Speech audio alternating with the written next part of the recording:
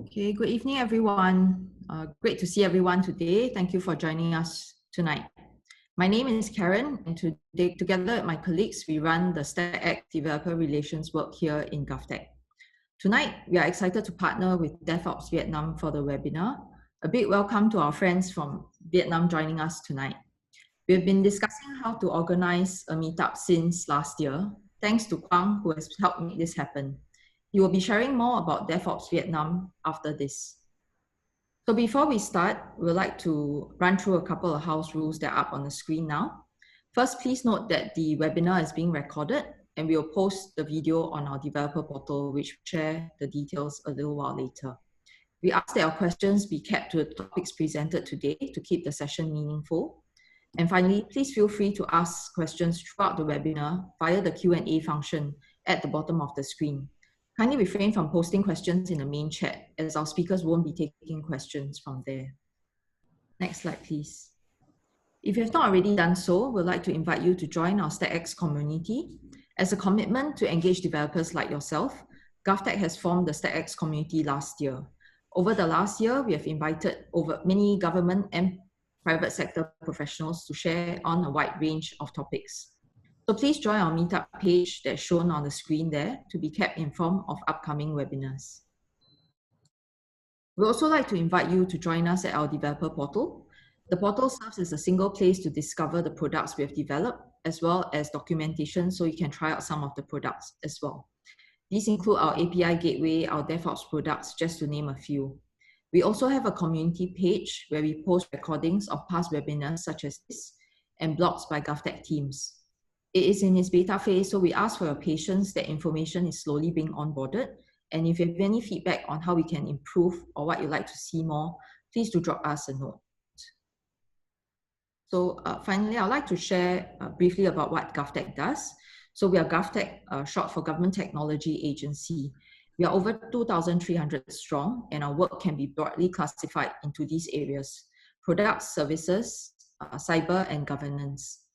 So under the product team, we have over 700 developers who have implemented products for the whole of government and developed strategic national projects.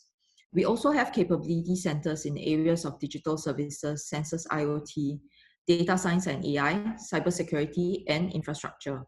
The product team also manages whole of government infrastructure, from our move to commercial cloud, to data center, to issuance of devices for all public sector offices. Next is the services group, which makes up more than half of GovTech staff. They play an important role in managing technology in over 60% of government agencies in Singapore. And finally is the cybersecurity and governance group. GovTech is the lead for cybersecurity in the government sector, and the Chief Information Security Officer sits in GovTech. To ensure that all the work we do is safe and secure, our governance group sets ICT policies that is applied across the government. So below are some of the products that we have developed. As you may be quite aware of Safe Entry, that locks access to venues during this COVID period. SingPass, which is Singapore's national digital identity that was developed more than 15 years ago. We use it for access to our online digital services. And we also have shipped our CI/CD platform together with HATS, our functional test automation tool for both web and mobile apps. So Fabian, who is speaking later, together with his team, has helped develop the SHIP platform as well. Next, so during this COVID period, we really would like to help support the tech community. So we have close to 400 positions available, both in contract and perm positions. While some positions are strictly for Singaporeans and PR, we are open to consider foreigners in niche skill sets. So whether you're a software engineer or DevOps engineer, QE or BA, etc., you should be able to find some interesting openings here. So if you have any friends who are keen or have been displaced during this time, please share it with them. So next, I'd like to welcome Quang from DevOps Vietnam to share more about their community. Quang, over to you, please. Okay, thanks, Karen. So hello everyone. So my name is Quang. I'm servant at DevOps Vietnam. So I started DevOps Vietnam when I was in Saigon before 2.5 years ago. I moved to Singapore. So the community is a result of one of my hobby, community organizing. So beside DevOps Vietnam, I also support Agile Vietnam and recently Agile in Southeast Asia. So DevOps Vietnam was created by another member named Sơn. He's from Hanoi in 2016. I joined him after a while. So together we want to create a forum for Vietnamese engineers to share, learn, and grow. Up to now, we have more than 6,000 active members, and the discussion from the group is very active. So in fact, without participant, right, the community nothing. Okay, thanks everyone for joining and contributing to build the community. From 2016 to 2018, we have quite a number of meetup here and there. We also cooperate with DevOps Singapore in a couple of workshops. Our next goal is to have a DevOps Day Vietnam, maybe next year. And also by this chance, I also, on behalf of DevOps Vietnam, I could like to say thanks to StackX, GovTech for co-organizing this meetup. And we hope we can, the community find some value over there, and we can do more in the future. Thank you. Back to you, Karen. Thank you, Quang. Okay, so next I'll just briefly run through the program for this evening. Fabian, our DevOps engineer, will share some of the tools he has used. This will be followed by a short Q&A. Vinh from DevOps Vietnam Credify will share about building Kubernetes on-prem. And at the end, we have an optional virtual networking session. We welcome you to stay for that if you wish to interact with some of the speakers. So without further ado, maybe invite Fabian. Fabian, please. Hello. Thank you, Karen. Thank you, Karen. Let me just share my screen really quickly. Okay. Everyone see my screen okay? Yep. Yep. Okay, nice. All right, good evening, everyone. So my name is Fabian. I'm a DevOps engineer. I'm titled a DevOps engineer in GovTech. Today, my title of the presentation is the Diary of a DevSecOps Kid Tool. So why is it tool? Because today we're going to talk a lot about tooling. But before we jump into tooling, I'm going to talk a whole array of other stuff before we come into the conclusion which tool we want to choose in our day-to-day job. And if you're interested in following along the slides, using your phone or another mobile device, this is the link to it. And you can also scan the QR code now. I think one of the moderators will help post the link in a few minutes. Okay, then before I even start talking about any tooling or anything that is opinionated, I would like to say that this is a disclaimer that this full set of slides are public information, and they all come from my own experience. They're not, I'm not endorsing any products. I'm not paid to advertise for any products mentioned in this presentation. Just purely from our day-to-day use, some of our war stories in my organization and past experiences. Yeah. All right. Just a bit more about myself. Some of you already know me. Some of you don't know me. I graduated from SMU in 2010, that's 10 years ago. And then got into Java, was my first application. So I started building that. And I went to CMU to get my master's in information security. And that was when I got interested into cybersecurity and information security, because I was right at the heart of where incident response was. So my professors were actually researchers and of the US CERT team, so they had a lot of juicy stories. And then after that, I found myself with a full-time job at Intuit Inc. So Intuit does financial tech, right?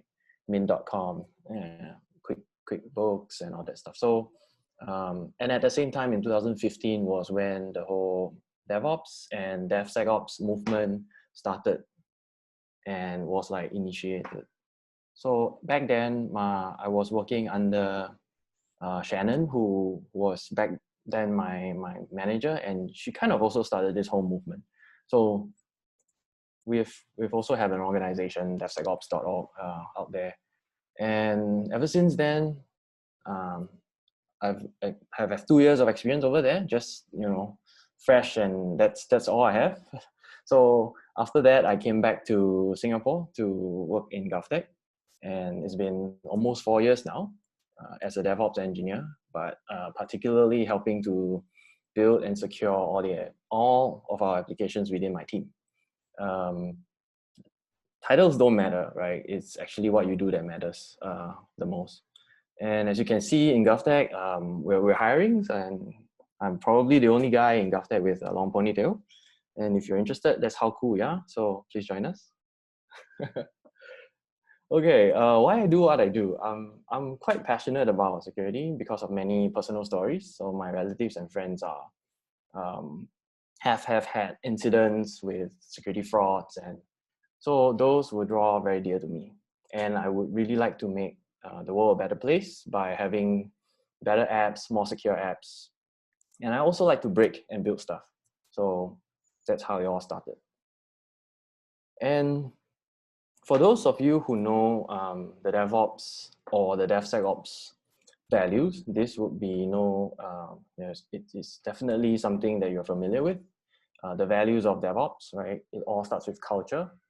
Right? Culture leads the direction. Culture eats software for breakfast. So if you have read a lot of those famous books like Phoenix Project and all that, you would know that without culture, everything, any automation, any measurement, wouldn't stand, right? So this is just a quick recap.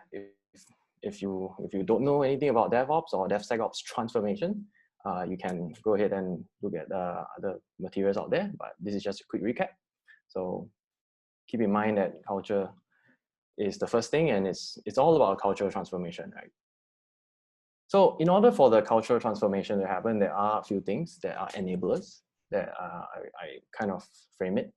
So today we're talking about tool, but tooling is not the main or the whole thing, because we have people and process, which are all enablers, right? If we only focus on tool itself, the transformation would just be made up of robots, and but the whole transformation is actually involves a lot of engineers, product managers, and a set of processes in order for you to execute this transformation.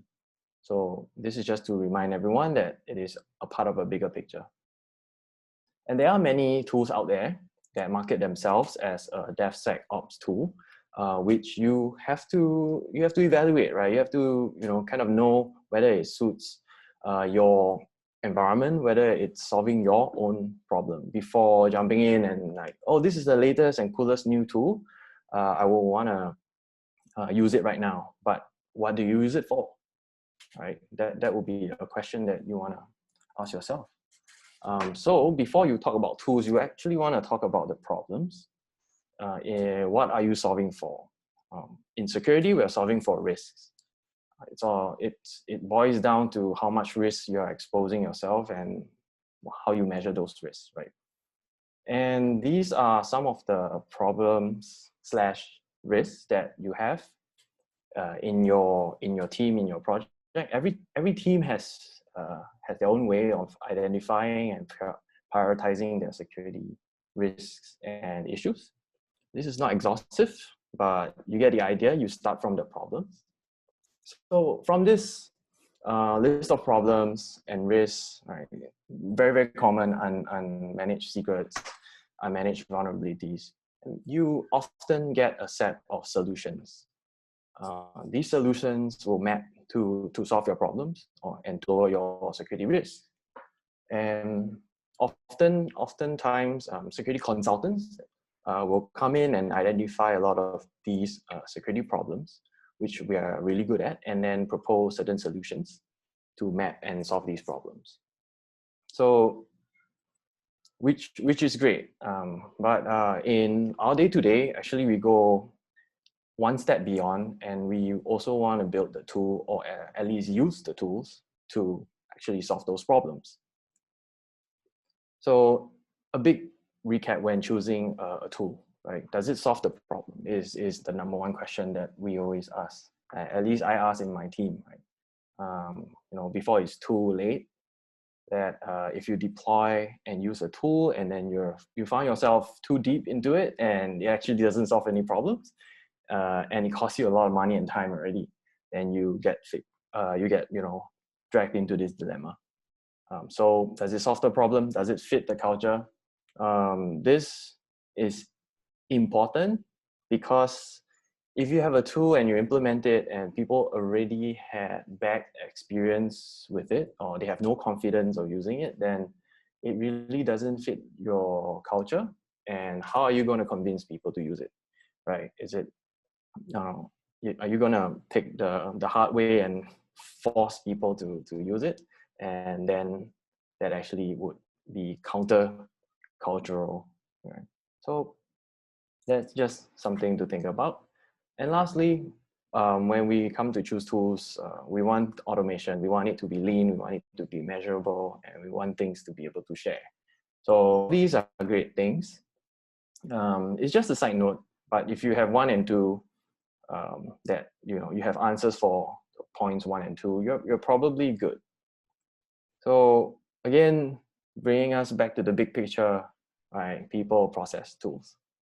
Okay, now we're ready to go one step into tooling. Okay, so these are some of the tools that maps to the solution that I've shown previously, right? Secret management service, you can use Conjure, HashiCorp Vault. If you're doing scanning, vulnerability scanning, we can use Tenable or NSFocus and all that. And the list goes on and on. And some of these tools out there today try to be in several domains for your solutions. So, and then they try to unify them. So it is up to you and your appetite to determine which type of tool suits your environment. Okay, then we talk a little bit, we switch gears and talk a bit about my current team. So tooling is very important for my team, in fact, for any team, right?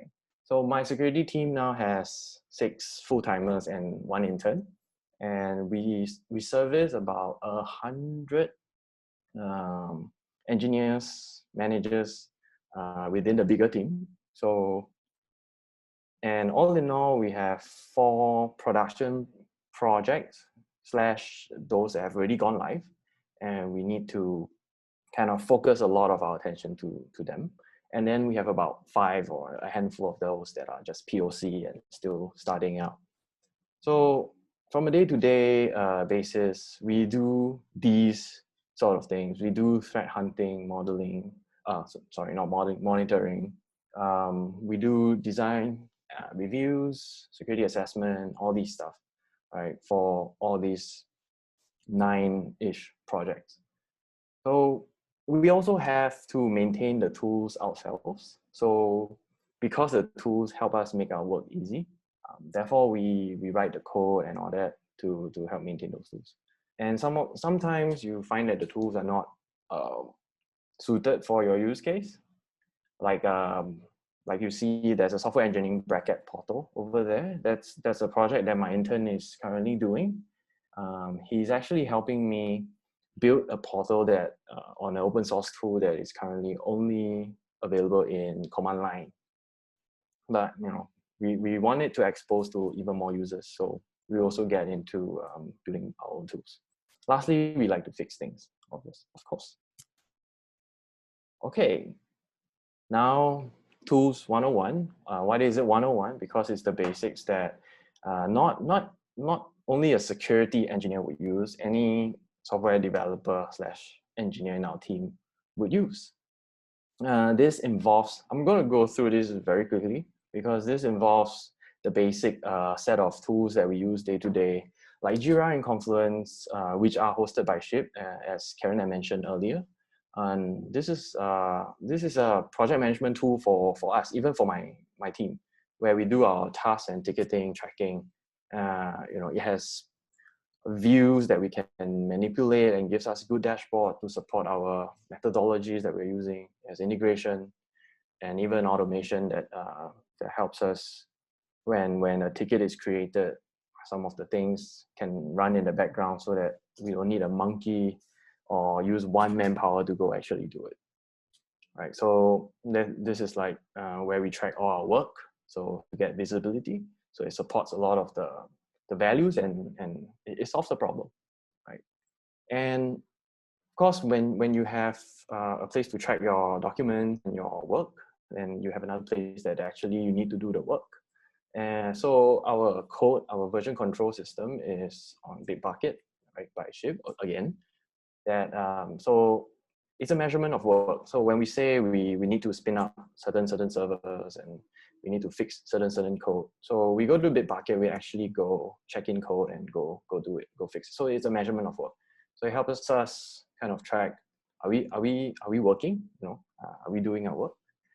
And it shows others that we also know what we're doing by checking in code and all that. So we speak the same language, and it's the foundation for automation, because a lot of playbooks, a lot of scripts starts off using version control. They integrate with version control, and from there you do your Terraform, you do your Ansible, you do your CloudFormation, which brings me into my next set of tools, which are the infrastructure tools that we use to provision our infrastructure. Why this is important for us? Because sometimes we need to spin up a whole entire cluster of servers to be able to test them, to pen test them, or just to even do some random tests, all the tests that you need. So with this infrastructure tools, it can really help us scale and spin up and mimic an environment to basically do security tests and all sorts of other testing.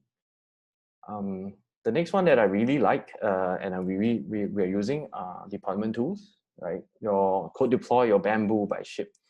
Why I really like them is because they run scripts and they bring your CI/CD to life, right? So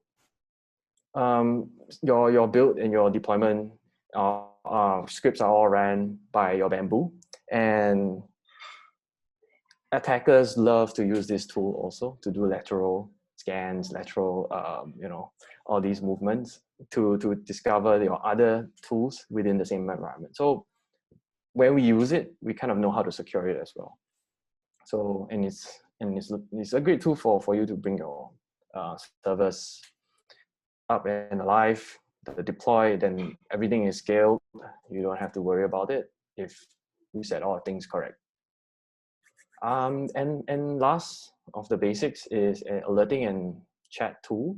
So we've done away with emails as much as we can for alerts, and we go to Slack or Telegram where we can get instant feedback from API calls. So if there's an alert API call, I get it on my chat, on my mobile phone or on my laptop, so I can communicate those instantly, and that would be quicker, and it supports the whole values. It supports me from getting a feedback fast, so that I can quickly close it and close the ticket. All right, so now we move on to actual security tools that I've mentioned previously that solve security problem. So secrets management. I'm not going to list down the whole secret management, all the solutions, but I would say that it's a must-have for our current CI/CD pipelines, or even if you don't have a CI/CD pipeline, it's a must, because your microservices are going to use secrets, or at least some sort of auth token to talk to each other. So if you don't have one in your environment, please do consider one. For us, we chose HashiCorp Vault because back then it was one of the easier and more lean solution we could find. So it's basically a binary and you deploy that binary into however many nodes you want to do your scale and HA. So the code itself was pretty easy and to maintain, and the configs was easy to maintain. So that was on the operation side. So operationally, it's very easy to maintain for us, and we only have a few men back then.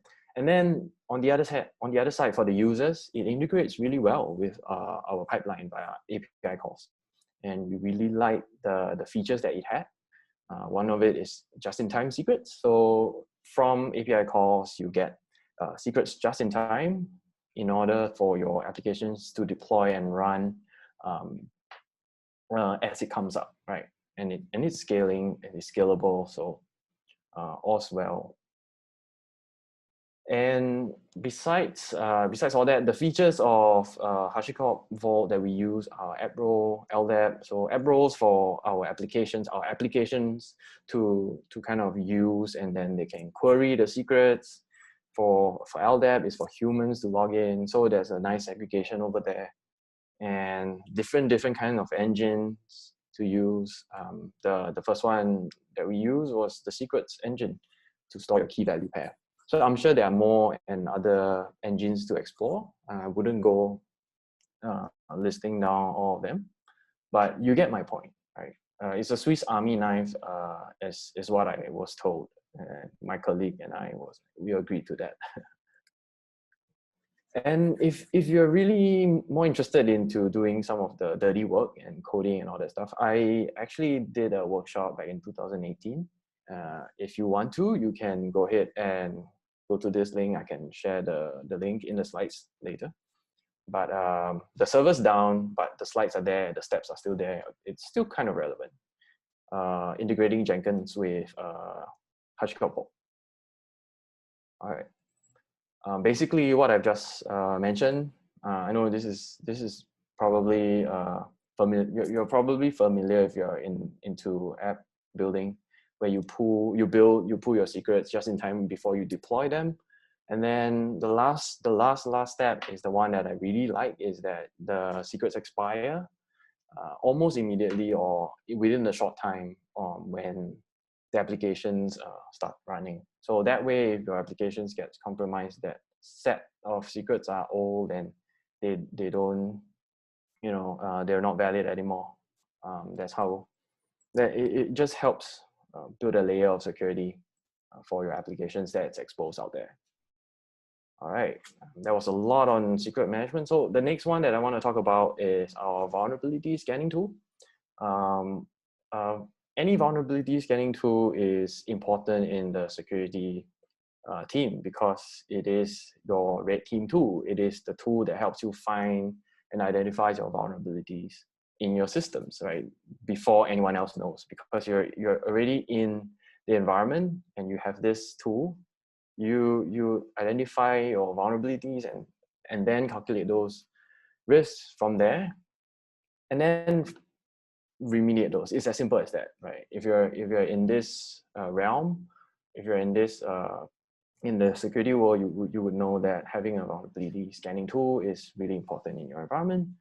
For us, we have Nessus Tenable, and it's integrated into some of our tools like Jira and Splunk. It's also pretty easy to set up, so everything is infra as code, and we use it pretty frequently for a lot of our things, right? For scans and stuff. As you can see for Jira, there's a star over there because there is interesting stories regarding it. So although the integration is there for your Tenable to Jira, so this was what happened. This is a screenshot of our Jira ticket. When you automate bad process, you get really, really scaled up bad processes. So what happened here was that we set Tenable to create a ticket for every medium and above that you find and go. So every single day it would create 200 tickets for us. And there's no way on earth that anyone can resolve 200 tickets within a day. So the lesson for us then was that don't be too the page. All right, you'll get the slides in a bit. I'm so sorry that the picture is slightly blurred.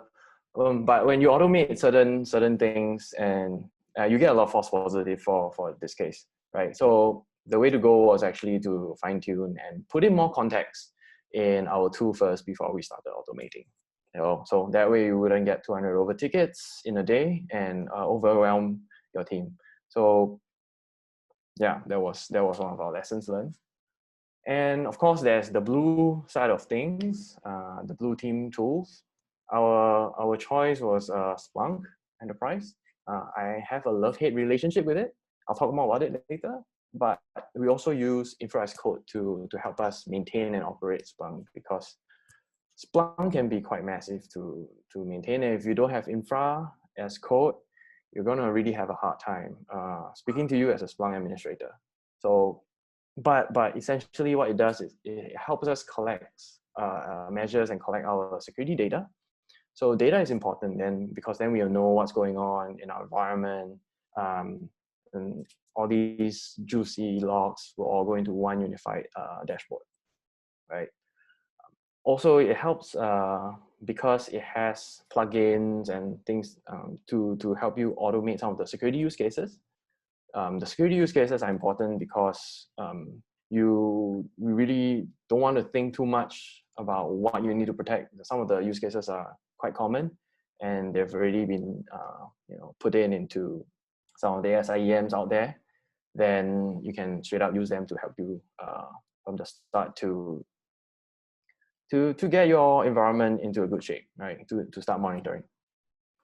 So the part that we cried a lot was the setup. The setup for this Splunk is really huge, because there are a lot of VMs that you need to manage. There are a lot of networking things that you need to manage, and about storing and all that, storage and all that stuff. So that was the difficult part. But once you get over that, then there's also the data part of things. So if you have rubbish in, you have rubbish out. So that's my advice. At first, we started to ingest all our logs that we have, right? We don't care whether it is relevant or not. We just ingested all the logs that we can find in our environment. But that ended up with us finding needle in a haystack. So we didn't know what we wanted to find. So we kind of, also a story for everyone to learn was, we then reverse our thought. We thought of security use cases first, like what do we want? And then from there, what are the data sources that we need? And then from there, we ingest that specific set of data. So that was more neat, and for us, a better approach. And now we have a lovely dashboard, right? A lovely dashboard that helps us identify certain brute forces, certain malicious activities in our environment, and we have reports out there to help us, monitor our environment better, as opposed to previous, when we ingested everything and we didn't know what we wanted to find. And then we have the cloud side of things. As our group moves towards cloud, we use AWS quite a bit, and we definitely need certain monitoring in that environment.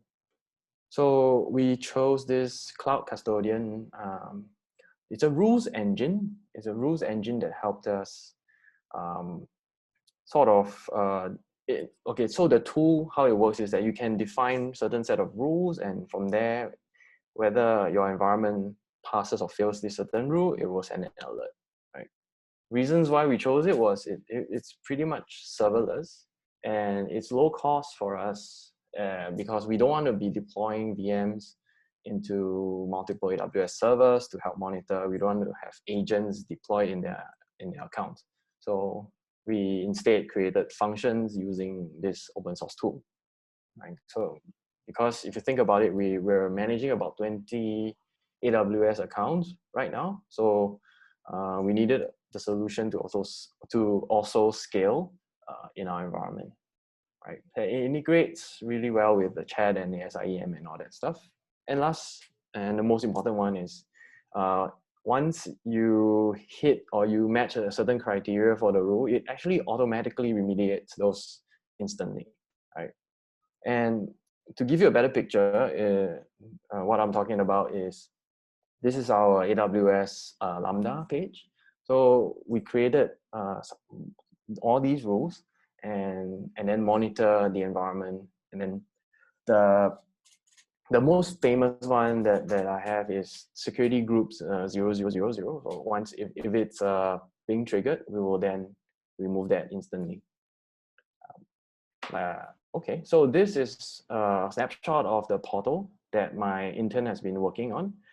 So like I said, the tool only has CLI, and this is the portal that he's helping us to automate and visualize some of the rules better. So instead of using a CLI, now I can log in and actually check the policies that I want to enable for a certain account and just enable them as opposed to running them on CLI. And when the rules trigger, I get an instant alert on my chat, on my Telegram, telling me what's going on, and I can, straight away ask the owners whether they're doing the right thing or not. Okay, so very quickly, I'm gonna talk about all that tooling, and if you have the ability to assess security risk, which you must have because you're a security engineer, and if you have the ability to design and architect tools from day zero, and the ability to code and build tools from day one, then you kind of fit into our role in our team, right? Because that's what we need to do from a day-to-day basis. Also, as you come along, you will know that you need the ability to actually maintain and operate those things, and yeah, etc., etc. So from day two onwards. And like all good security presentations, I need a meme. So this is my meme. So bro, do you even DevOps? If you do, then this is a quick recap for you. So we always start with the values, right? What is your practice? What is your organization's practice? Then you move down the problem solving stage, and you move down to solutioning, tooling, building, and then you repeat, right? It's not any different in any case, but it's just that you're doing it for security, for this whole DevSecOps transformation. And with that, I have some references here for you to look at. And thank you. That is all. I hope I did not overrun too much. We're on time. We're good. Okay. I really like the book you mentioned, the Phoenix project and the latest Unicorn project too. Yes. Okay. There are a few questions on the Q&A panel. I have one of my own. Maybe I'll start with that first, then we can take the questions on Q&A. You mentioned under secret management tools, you have some cloud native solutions. So under what scenarios or implementation do you prefer a cloud native solution? For a cloud native solution would be when you first start to build, and you really want to get things to go very quickly, right? And you're not really going live yet. But that can be the same for if you're in your production stage or stuff like that. It really depends on how comfortable you are having storing all your secrets in the same platform. Risk appetite, it boils down to your business decisions. But if you're doing something really quick, and that's probably the easiest way to get you started to use the cloud native platform. But if you're talking about disaster recovery, and your project is very sensitive and you want it to scale across multiple platforms, then you might think about deploying one that is non-cloud native. Yeah. Thank you. Welcome. Are you able to see the Q&A panel? Yes. Yes. So Jean has a question. Okay. Jean's question is automate security use case. Where does the use case come from? Industrial practice or GovTech guidelines? There are, I think it's a mixture of both. For the tool that we are using, we can start with inputting our own guidelines and our use cases. I'm not allowed to say any clauses, but there are certain clauses that are very specific in our environment and our government. So those can be translated into security use cases, and then you plug it in to your SIEM. And then when you buy certain products, like for example as well, it comes with standard industrial practice. So when I say industrial practice, I can give you an example like brute force. That one is quite straightforward. And things like they have your use case of people escalating privileges, like they can detect, whether this user has escalated its privileges within this time frame and all that stuff. So I hope that answers your question. When Jean? Okay, thank you, Fabian. There's one more from Zheng Kai. If you want to manage third-party tools, non-cloud native with infra as code, does that mean ruling out the cloud native IAC tools like CloudFormation? Yeah, it's a tough call. I struggle with that myself. Because when you think about it, as a team, it's really hard to manage. I mean, I would prefer to manage only one infra as code tool.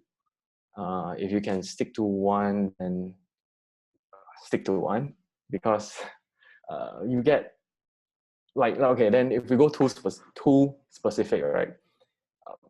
If you're using Terraform and then you spin up an EC2 instance, then you're using CloudFormation to spin up another EC2 instance.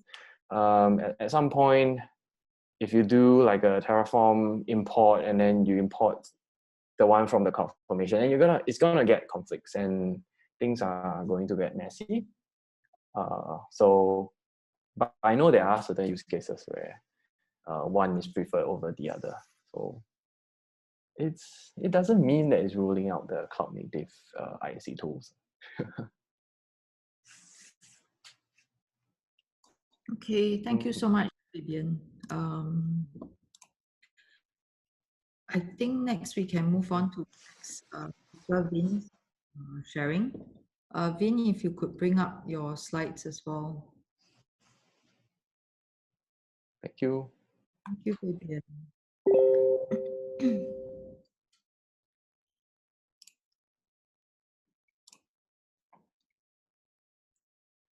Fabian, maybe while Vin is bringing up his slides, starting to share his slides, can I ask you one last question? You shared that you quite like HashiCorp's Vault. Do you have any of the drawbacks that we can take note of in using Vault? I'm not sure whether it's appropriate to share. Yeah, drawback. So the open source version is great, and then when you it's expensive.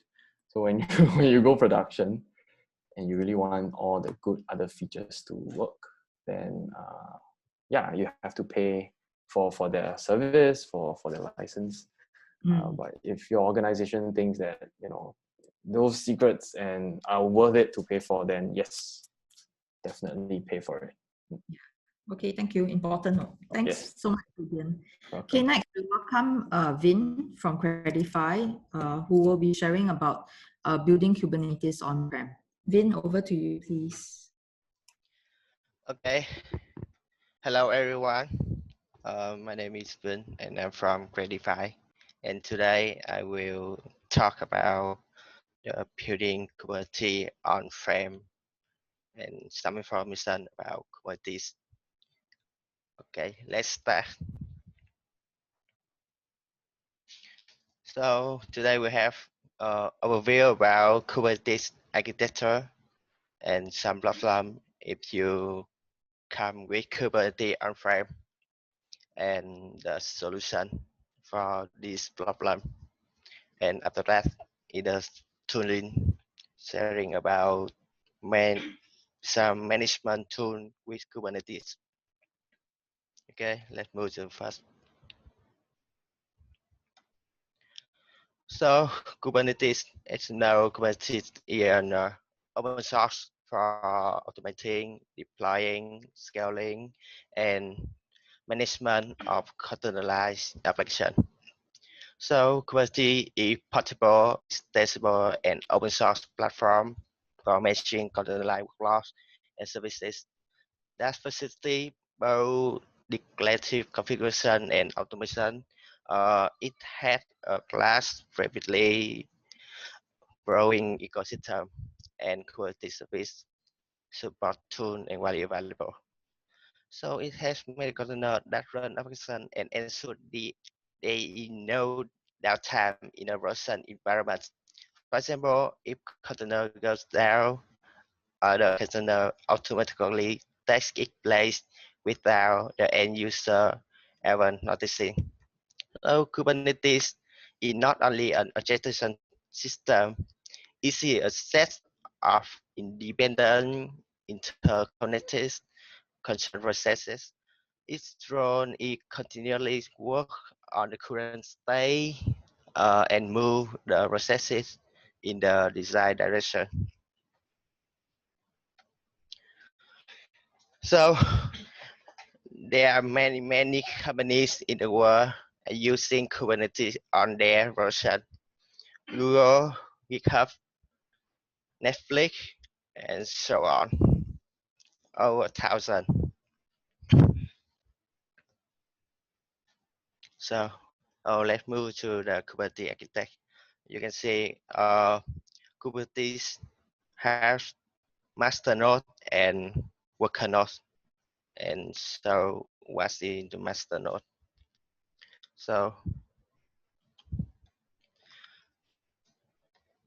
master node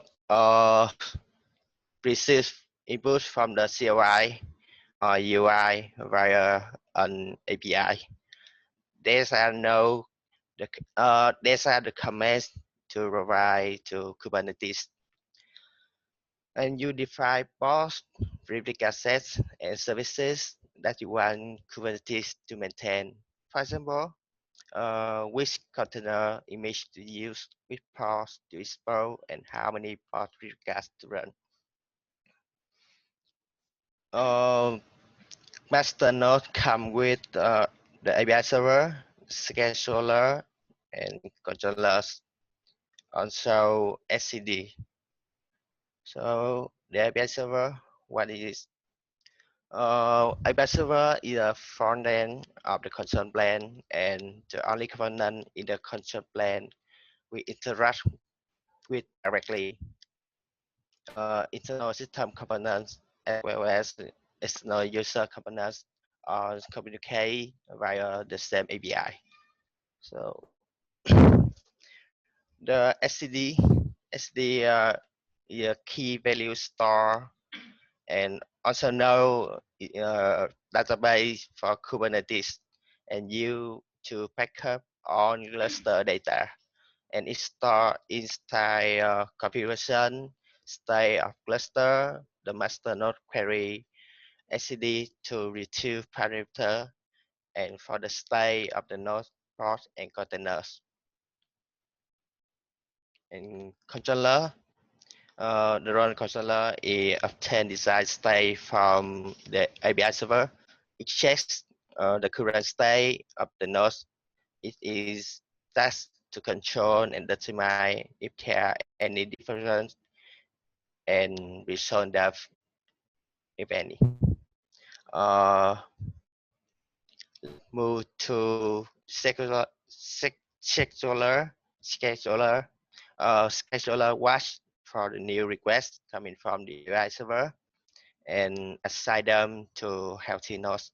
It ranks the quality of the nodes and deploys pods to the best suited nodes.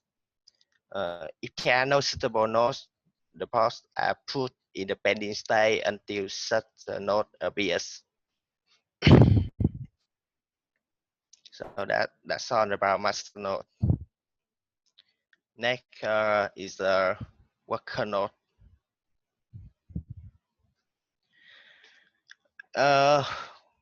What's the worker node in Kubernetes architecture? Worker nodes listen to the API server for the new work assignments. They give the work assignments and then report the results back to the Kubernetes master node. We have Kubernetes. Yeah, Kubernetes. Kubernetes run on every node in the cluster. It's the principal Kubernetes agent by installing Kubernetes, the node CPU, RAM, and the storage become part of the broader cluster. It was for tasks sent from the API server, and it scales the task and report back to the master. It also monitors pods and reports back to the control plane if a pod is not fully functional. Based on that information, the master can decide how to allocate tasks and resources to reach the desired state.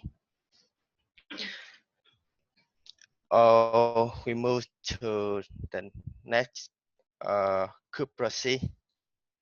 Yeah, network proxy. The Kubernetes makes sure that it's not get its IP address and implement local IP tables and rules to handle routing and traffic load balancing. Port. Port is a smallest element of scheduling in Kubernetes. So without it, a container cannot a part of a cluster. So if you need scale your app, you can only do by adding or removing ports. So, so that's our view of how Kubernetes architecture. So on container runtime, also an important information that I need you to know. So container runtime, to run containers in pods, Kubernetes use a container runtime, and container runtime pulls the image from the container image registry and starts and stops containers. A third-party software or plugin such as Docker usually perform this function. And in order to understand about CRI, so the kubelet use CRI to communicate with runtime running on the same node. In this way, CI is simply an abstraction layer or API that allows you to switch out container runtime implementations instead of having them built into the kubelet. Some container runtime you can see Docker, CIO, or Kubernetes. They all of them run on runC.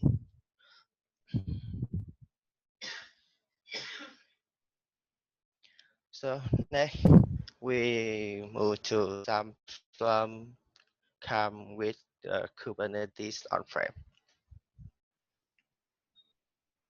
Firstly, load balancer.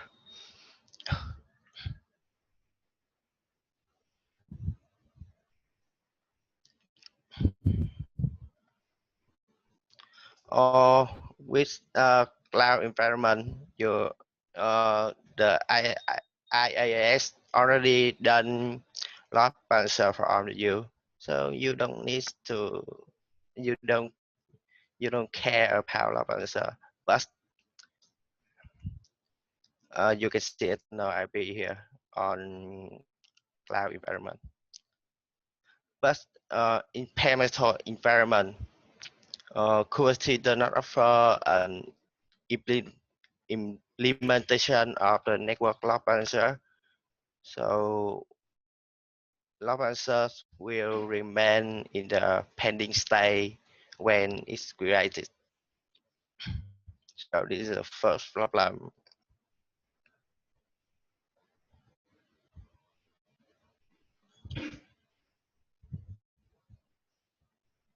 The second is ingress. So ingress, as it planned in Kubernetes documentation, ingress exposes HTTP and HTTPS rules from outside to the cluster services within the cluster, and traffic routing is controlled by rules defined on the ingress resource.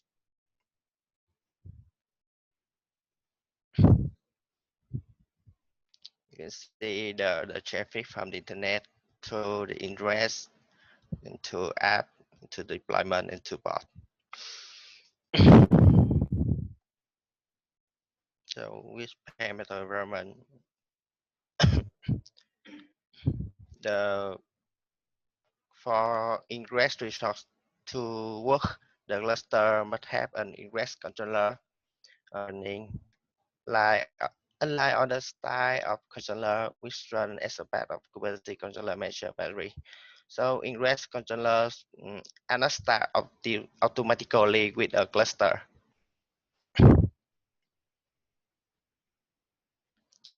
The most so if you are on the cloud provider, you probably don't need to think about it. But if your environment is on premise, then you have to implement an ingress controller for your cluster.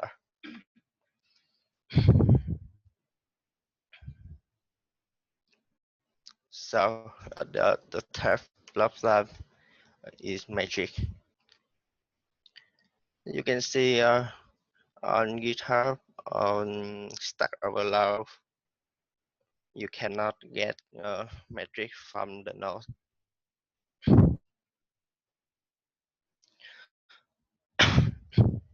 So why the metric is important?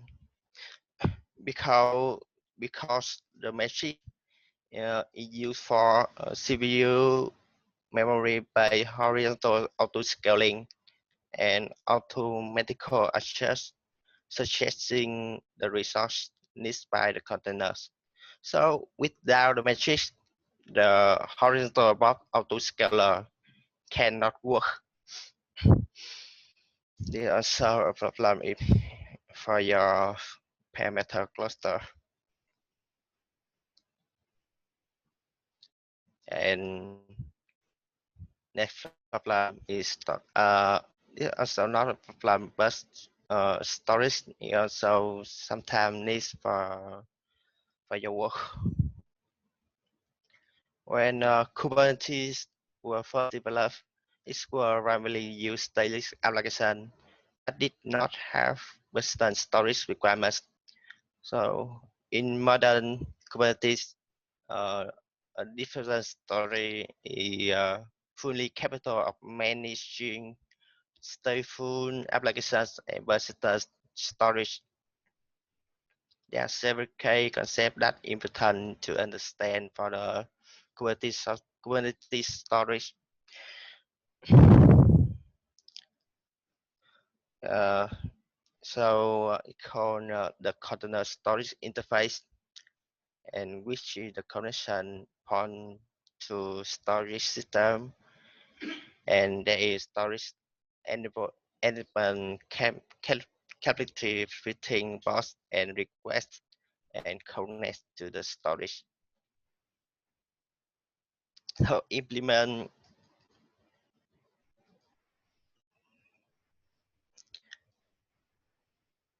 Kubernetes a very functioning with requirements that give a better understanding the application of cloud infrastructure.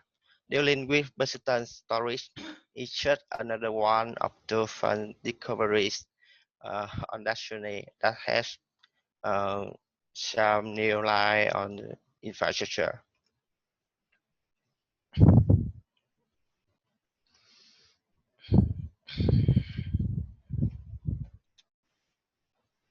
So we already have 4 common platform when building Kubernetes on-prem, and how to resolve this. Let's move session. So I will give some solution to resolve this problem on Kubernetes.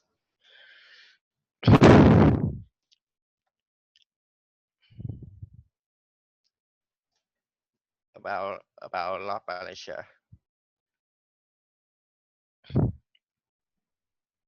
So we use method LB So Meetup provides a network load balancer implement for Kubernetes cluster that do not run on a spot cloud provider. So you allow the use of load balancer service within any cluster. And this is a sample for cloud balancer using MetroLB. You only need to define the range of the IPs, and MetroLB consists layer 2 mods. So easy.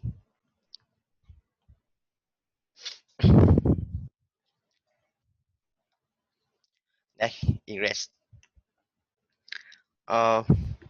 So ingress need ingress controller to work, and there are some ingress controller. Yeah. About Contour, Contour is an envoy-based ingress controller and provides support by VMware. Ambassador is by VMware, so an envoy-based ingress controller with community or commercial support from DataWire. Blue is an open source ingress controller based on envoy, which offer API gateway functional with enterprise support. And this solution comes from solo.io and ASEAN. So I use ASEAN for my ingress controller system because ASEAN had a big community and performance is very, very good.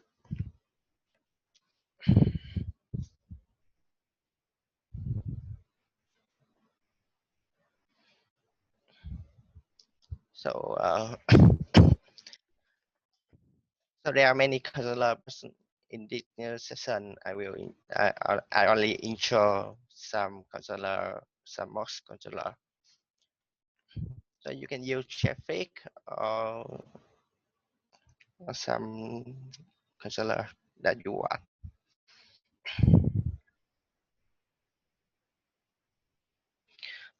About storage.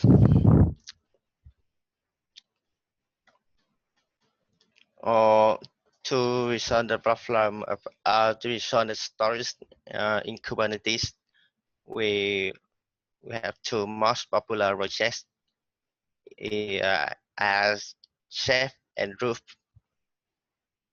So Chef is a dynamic, managed, horizontal, scalable, distributed storage cluster.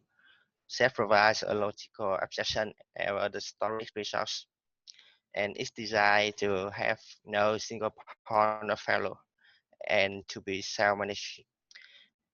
And to be software-based, Chef provide block, object, or file system interface into the same storage cluster. So how about Rook? Rook, the cloud native storage object data, it extends Kubernetes. And so Rook is essentially allows to put in Chef into containers and provide cluster management logic for running safe reliability on Kubernetes. Rook automates deployment, bootstrapping, configuration, scaling, rebalancing, and something else. The short, uh, so that's short. I like Rook because Rook is an open source cloud native storage object data. Yeah.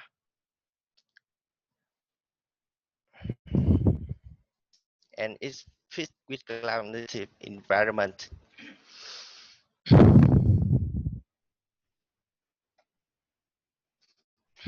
So you can see the Rook architecture, Rook head operator to handle between pods and the object storage.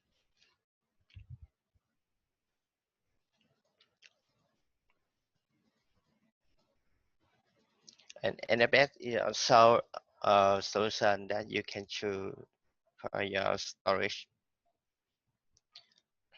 NFS is a network file system, and it comes with default in Kubernetes.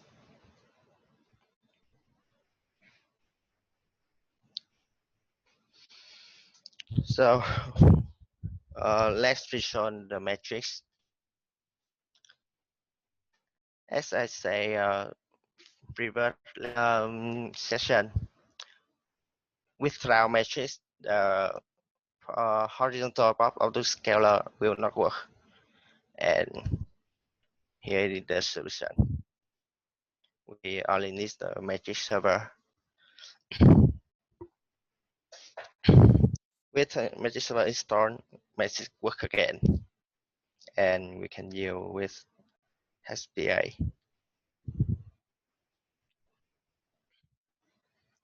After installing matrix server, you can see the memory used by the boss and the CPU.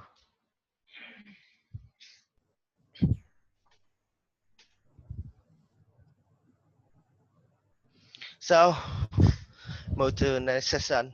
How to prepare environment for Kubernetes.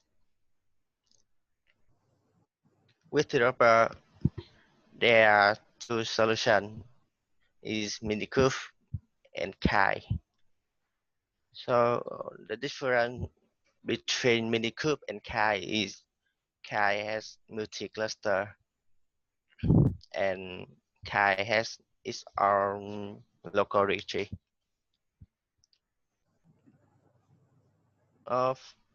And for the production environment, so what I need to do?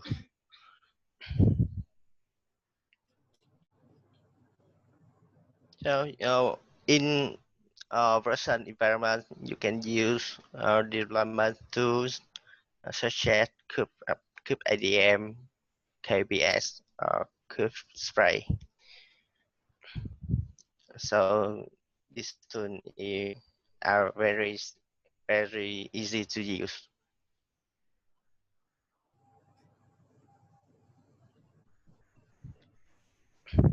Let's start Kubernetes on DCOS or Kubernetes on Virtual. Also a solution if you want to build Kubernetes faster. I like DCOS because I can install Kubernetes in one click.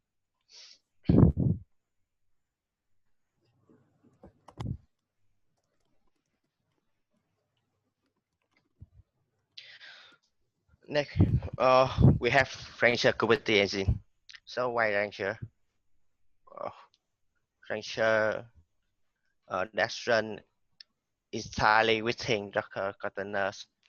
It's on the command of installation complexity with Kubernetes by removing most source dependencies and presenting a state of path for deployment, upgrade, and rollback. It has a beautiful UI, and everything could be done in the UI.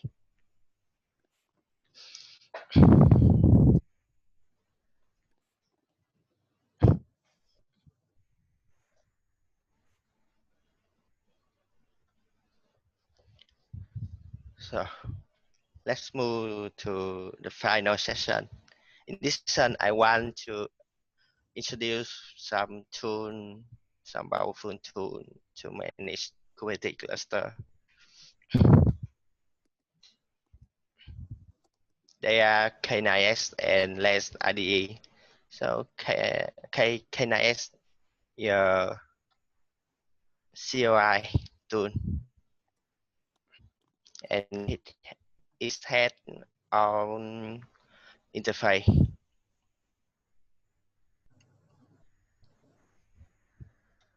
Also LESS also has a beautiful UI to manage Kubernetes cluster and power nice and less you can manage multi-cluster at the same time.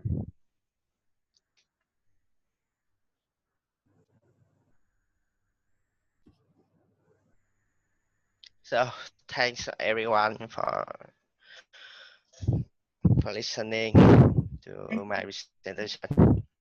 Thank you, Vin. There are a few questions in the Q&A panel. Would you like to take them together, Kwang? Yes. Okay. So we get the first question from Blossom Tang. Could Kubernetes be used for a Hadoop Spark cluster setup? I have ever used Kubernetes on Hadoop Spark, but it also possible. Yeah. It's possible, right? Yeah, it's possible. Okay, thank you. So the second question we got from Henry Ong was about traffic. Oh, traffic also ingress controller. Traffic also good traffic good ingress controller you can use.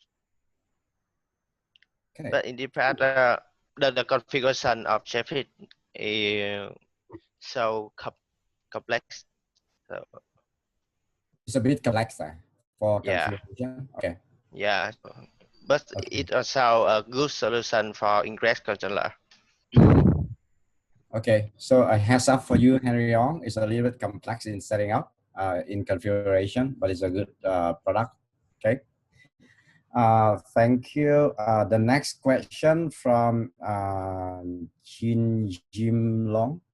Are you using any particular Kubernetes distribution?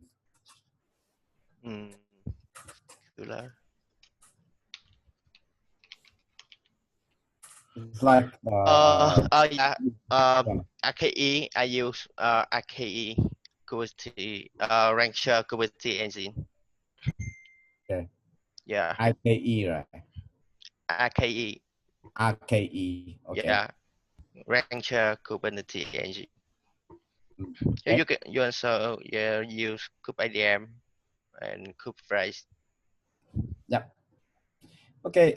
We got the next question also from Jim. How does Nginx compare with MetaLab as load balancer for MetaLB as load balancer for Kubernetes?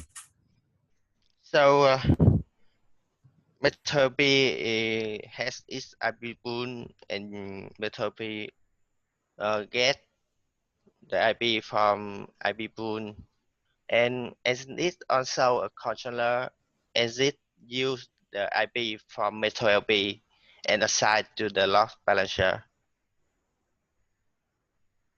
So it means ingress use the IP from the MetaLB and assign to the load balancer. Yeah. Okay. So we have the next question also from Henry Ong. You suggest using K3S from Ranger for local development or even on deployment to production? Just for development or for IoT service. For many IoT services, we should use K3S because it's simple and easy to handle. Okay. But for Rosen, I don't recommend it for Rosen because Rosen needs another solution better, like Rancher. Yeah. Okay. Okay. Yes. Another question from Desmond Carr. Any recommendation or experience for a non-prem KAS solution with enterprise support other than Rancher KAS? You can know the solution from Ubuntu, Micro MicroKS. So I remember that MicroKS Okay, Ubuntu Micro from KS. from Ubuntu. Okay. Okay, so I think that's the last question we have. Thanks, Vin. And Okay, thanks everyone for asking questions. Thank you, Vin. Thank you, Hong, as well. Okay, that brings us to the end of the Q&A session. I think I'll just cover two more housekeeping points. Okay. So as mentioned, we will be uploading the recording for the webinar here onto our developer portal. So please visit us at developer.gov.sg. And the next slide, please. We'd also like to hear more about how you felt this webinar was, have some feedback so that we can improve. And to keep the conversations going with the community, we have also set up a StackX Telegram channel. So please scan the QR code, and Fabian, Vin, as well as Kwang will be on the channel. And we can take questions after this, or if you have anything that comes up in your mind. So please raise it in the Telegram chat channel. So with this, thank you everyone for attending the session. Thank you so much DevOps Vietnam for collaborating together with us, and speakers both Fabian and Vin for the very interesting sharing today. Thank you. Thank you, everyone. Thank you everyone. Thank you, Karen. Okay, thank you, everyone. Thank you, Vin. If any of the attendees would like to raise hands and chat more together at the speakers, please feel free to do so. We can enable your video. Yes. Okay. We have one. That disappeared. Oh.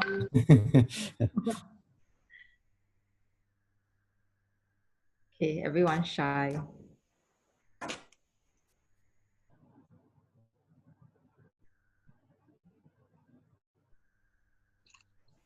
Yeah, we're still around. Thanks. The questions were quite interesting. Okay. I think I'll end the webinar already, since I think people are going off to rest and no one has raised hands. Okay. Thank you so much, Fabian, Kwang, Vin, all for sharing, and the team behind the scenes supporting us as well. Yes, thank you everyone. Thank you. Okay, good night. Okay, have a good night.